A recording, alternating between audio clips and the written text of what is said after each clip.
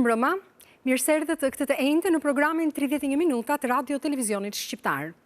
Sonte ky episod do të sjellë dy histori të profileve të ndryshme, por në thelb ato janë bërë pjesë e tranzicionit shqiptar, që në një mënyrë ose në një tjetër ndikon opinionin publik. Do të tregojmë fillimisht për drejtësinë, më saktë për drejtësinë e munguar. Disa javë më parë ju sollëm në vëmendje çështjen Dajti, mënyrën se si personi më i rrezikshëm i shpallur nga shteti shqiptar mundi të shpëtonte nga burgimi i përjetshëm, edhe pse akuzohej për vrasjen e 4 policëve. Sonte gazetarët e 31 minuta tregojnë një tjetër çështje të nxehtë. Kanë analizuar dosjen e ngarkimit të Emiljano Shullazit, një çështje që po zvarritet në dyert e gjykatave dhe çdo ditë më shumë, po merr shëmbulltyrën e çështjes Dajti. Një proces i diskutuar shumë politikisht që ka çuar në dyert e gjykatës si dëshmitar, akademik, drejtor policie deri ministra, por që po nxjerr në pah problemet e theksuara të sistemit gjyqësor dhe që në fund rrezikon edhe kjo të kthehet në një histori ku drejtësia nuk jep drejtësi.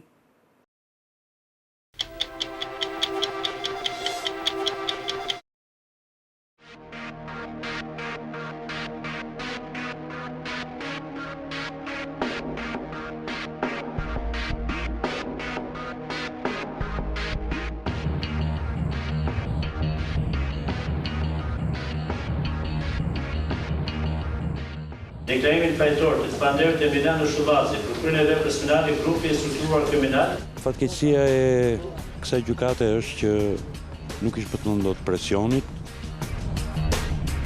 6 muaj pas këtij vendimi të konsideruar si një sukses të sistemit të drejtësisë, procesi në gjykatën e apelit për Emiljano Shullazin dhe 4 të pandehurit e tjerë nuk është hapur ende. Ndërsa që prej janarit të këtij viti është hyrë 13 herë me radhë. Ndërkohë që herë janë bërë shkak avokatët, herë mungesa gjyqtarëve e herë ngërçe të tjera procedurale, duket se 5 muaj pas seancës së parë, ky proces është tashmë i bllokuar. Sipas të dhënave të siguruara zyrtarisht nga gjykata e apelit për krime të rënda, mësohet se nga shqyrtimi i çështjes janë ndërhequr 7 gjyqtarë, si dhe për 3 të tjerë është pranuar kërkesa për përjashtimin e tyre. Kjo për shkak të kushteve të konfliktit të interesit. Pas 5 seancave të para të dështuara për mungesë të mbrojtjes, mosplotësimi i trupit gjykues u bë shkak për shtyrit të seancave pasardhëse. Kanë qenë debatet në sallë mes avokatëve, të pandehurve dhe drejtueses së trupit gjykues Sajda Dollani, për të cilën është kërkuar me ngulm përjashtimi, që ka krijuar një situatë në dukje të pasgjithshme. Endërsa procesi duket në ngërç dhe afatet e paraburgimit janë duke ecur në favor të pandehurve, në një reagim zyrtar të kthyer kërkesës për informim në lidhje me situatën e krijuar dhe mundësisë që të pandehurve të përfundojnë këto afate, duke bërë shkak edhe për lirimin e tyre, gjykata e apelit për krime të rënda zgjodhi të përgjigjet proceduralisht.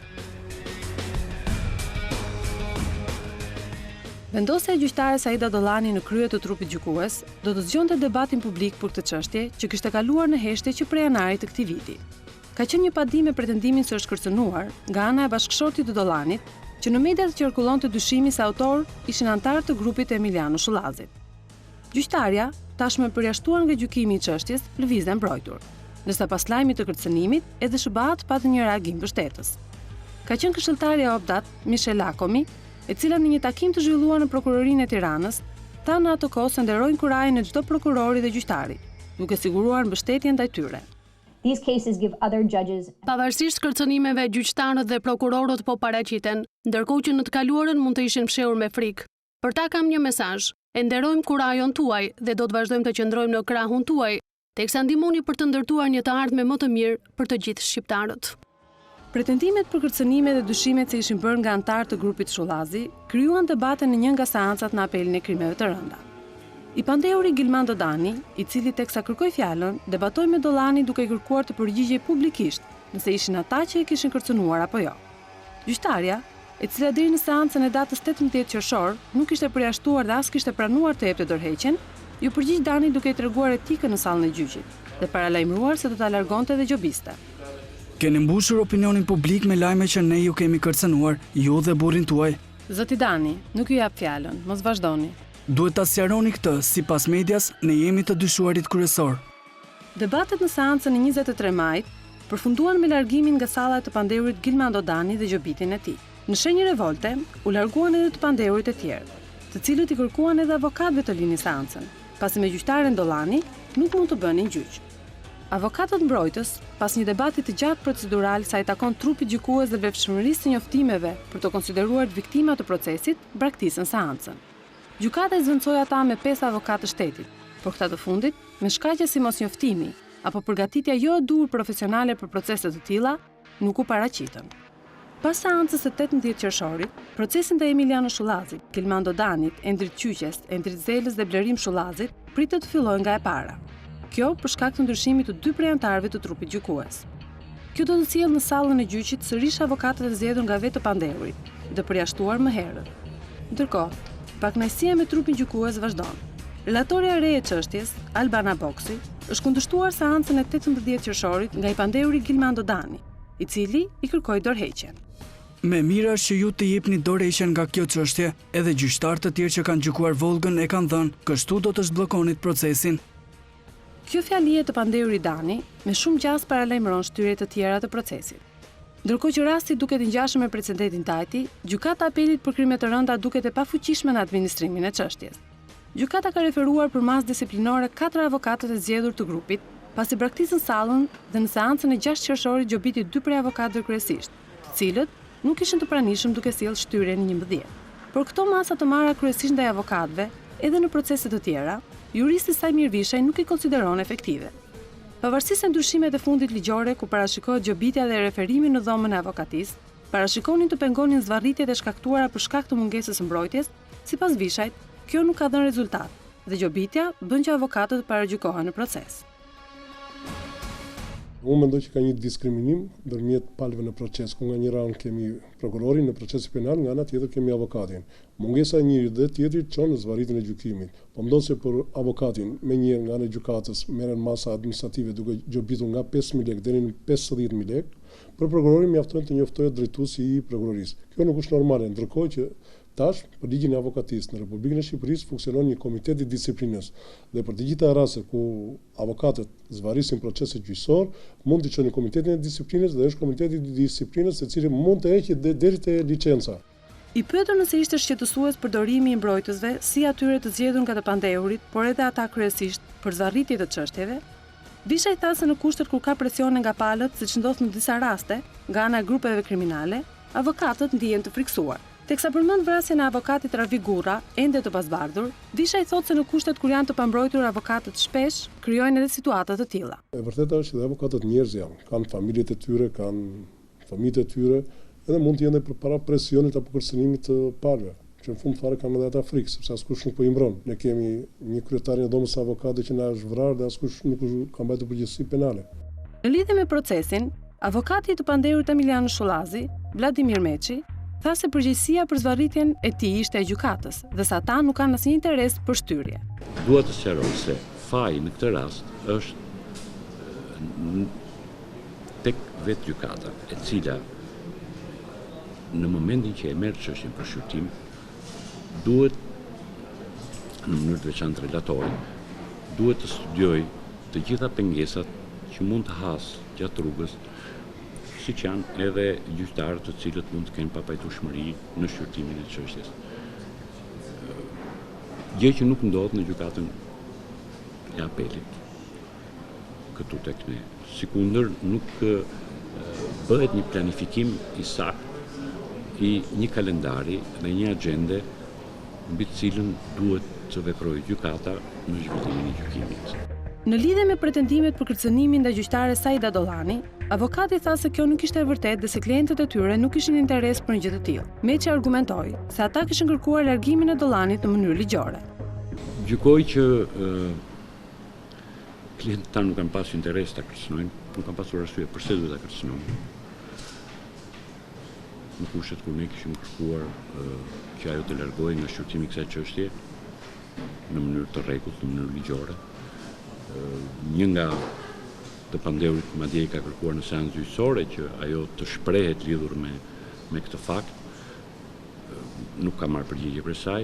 Ne si trup mbrojtëse i kemi kërkuar prokurorisë zyrtarisht që të na vërë në dieni dhe të na sqarojë lidhur me këtë moment të kërcënimit. Nuk kemi marrë përgjigje as nga prokuroria. Mund të them që nuk ka pasur asnjë arsye që të bëhej një kërcënim ndër kësaj gjyqtare. Sa i takon kërkesave që kanë nga procesi në apel, avokati Vladimir Meçi u shpreh se do të kërkojnë pafajësi, ndërsa mëtej shtoi se për ta e rëndësishme është zhvillimi një procesi të ligjshëm dhe pa shkelje të rënda ligjore. Ne kemi kërkuar deklarimin e pafajshëm të tyre pasi sipas mendimit ton, jo vetëm që prova për akuzat e ngritura nuk ka, por edhe ato prova që janë vendosur në bazë të vendimit janë marrë në mënyrë të kundraligjshme nga ana e prokurorisë dhe janë diskredituar në gjykimin në shkallë të parë. Megjithatë, gjykimi do të vazhdojë normalisht. Ajo që ne kërkojmë është që gjykata të jetë objektive, e paanshme, të trajtojë procesin sipas procedurës penale, pa devijuar as pak nga ato kërkesa të një procesi të rregullt ligjor. Ne si avokat do të jemi luftarak, sikur se kemi qenë deri tani, pasi e konsiderojmë veten kundër pushtet, në opozit pra me cilin do që devion apo që abuzon me ligjin e të drejtën dhe me procedurën natyrisht. Me anë të një denoncimi të bërë pranë operacionit ndërkombëtar të monitorimit dhe Komisionit të Pavarur të Kualifikimit, organet të vettingut, 5 të pandehurit pretenduan se gjyqtarja Saida Dollani, tashmë përjashtuar nga trupi gjykues i kësaj çështje, kishte marrë një pozicion heroiko-stoik dhe këtë e ka bërë që të marrë merita. Zvarritja e procesit gjyqësor ndaj Emiljano Shullazit dhe 4 të pandehurve të tjerë duket si një shembulltyre e çështjes Dajti. Ndërkohë, prej vitesh, janë procese delikate ato që kanë nxjerrë në pa problemet e sistemit tonë të drejtësisë, që në një formë apo në një tjetër ka dështuar në zgjidhjen e tyre. Gjykimi ndaj Dritan Dajtit zgjati plot 10 vite të mbushura me debate gjyqësore jo vetëm, ndërsa përfundimi i procesit duket se u bë vetëm pas vullnetit të pandehurit. Ndërkohë që procesi tjetër, ai ndaj Emiljano Shullazit e 4 të pandehurve të tjerë, më i diskutuari politikisht dhe mediatikisht në vitet e fundit, që çoi si dëshmitar në sallën e gjyqit ministra, akademik e drejtor policie, është sfida e radhës për drejtësinë, që vetëm në 6 muajt e parë duket se ka humbur betejën. Në një intervistë për 31 minuta, për të dyja proceset, juristi Jordan Daci thotë se përgjegjësia bie mbi gjykatën. Daci thotë se i pandehuri ka të drejtë të përdorë të gjitha mjetet që ka për të shpëtuar burgun, dhe gjykata duhet të ditë të menaxhojë dhe jap drejtësi. Nëse procesi ka dështuar gjykata, jo i pandehuri. I pandehuri ka çdo lloj të drejtë të bëjë gjithçka për të shpëtuar nga burgu. Është e drejta numër 1 e çdo të pandehuri është që të bëjë gjithçka që mundet për të shpëtuar nga burgu. Është po kaq detyrim për gjykatën që të zbatoj ligjin. Dhe nëse gjykata nuk zbaton ligjin, se s'është në gjendje ta zbatoj ligjin, atëherë gjykata e ka fajin. Dhe nuk e ka fajin sepse është një individ përballë gjithë shtetit dhe gjithë shoqërisë. Përtej faktit se kush është. Avokati Jordan Daci argumenton se problemi me zvarritjet e proceseve e kryesisht atyre delikate duhet parë në frymën dhe burimet njerëzore që përbëjnë këtë sistem. Duke shprehur besim se vettingu do sjellë njerëz të rinj, më me integritet dhe të gatshëm për të dhënë drejtësi, pa u ndier në presione, Daci tha se gjykatat tona menaxhojnë situatat në mënyrë komuniste. Zvarritjet vazhdojnë të jenë për arsye se zvarritjet nuk janë adresuar. Problematika që çon zvarritje nuk është adresuar dhe pjesa më e madhe e problematikës është faktori njeri më shumë se sa faktori legjislacion. Madje sipas këtyre studimeve që mund të keni vënë re, një pjesë e madhe e zvarritjeve ose e shtyrjeve të proceseve është për shkak të mungesës vetë gjyqtarëve dhe shpesh herë së fundmi është edhe për shkak të mungesës së prokurorëve. Avokatët nuk është se bëjnë parashtim nga kjo problematik, por nuk është se zënë vendin kryesor në këtë histori. Përgjegjësia e administrimit të procesit është e gjykatës. Dhe gjykata e ka gjitha mundësi që ta disiplinojë procesin, por ka të bëjë edhe me keq planifikimin e procesit në kuadrin e ndarjes në seanca dhe keq planifikimit të seancave përgatitore të cilët në një farë mënyre përgatisin procesin.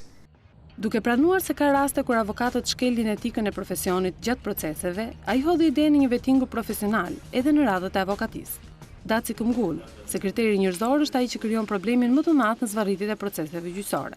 Një problematik tjetër që duhet adresohet është edhe një lloj vettingu në radhët e avokatisë, në kuptimin vetting profesional do thoya, se vettingu tjetër nuk ka lidhje. Dhe një pjesë avokatëve fatkeqësisht nuk i kanë aftësitë e duhura profesionale për të ofruar mbrojtje, nuk kanë integritetin profesional për të mbrojtur me fanatizëm të drejtat e të pandeurit, sepse avokati nuk mund të bëjë kompromise në kurrizë të pandeurit.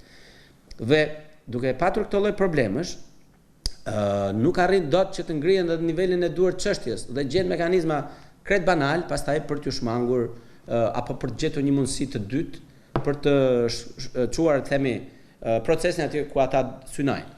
I pyetur për një zgjidhje të përhershme për zvarritje dhe përdorimin e procedurës për të penguar procese gjyqësore, juristi Jordan Daci tha se zbatimi i modelit amerikan të gjykimit, që konsiston në gjykimin e pandërprer, do të zgjidhte këtë problem një herë e mirë.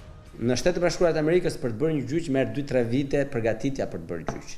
Dhe shkon gjyq dhe mbyll me një seancë për hatën e restral, shumë trall, më pak se 5% 2 seanca. Ndërsa ama tek ne ç'a ndodh? E fillojmë gjyqin me 2 letra dhe mbledhim çdo lloj letre të mundshme pastaj gjatë gjyqit, bëhet një lëmsh që askush se merr vesh më pastaj se si janë radha atyre letrave dhe kush vlen dhe kush nuk vlen. Pra ne duhet të ndryshojmë këtë sistem.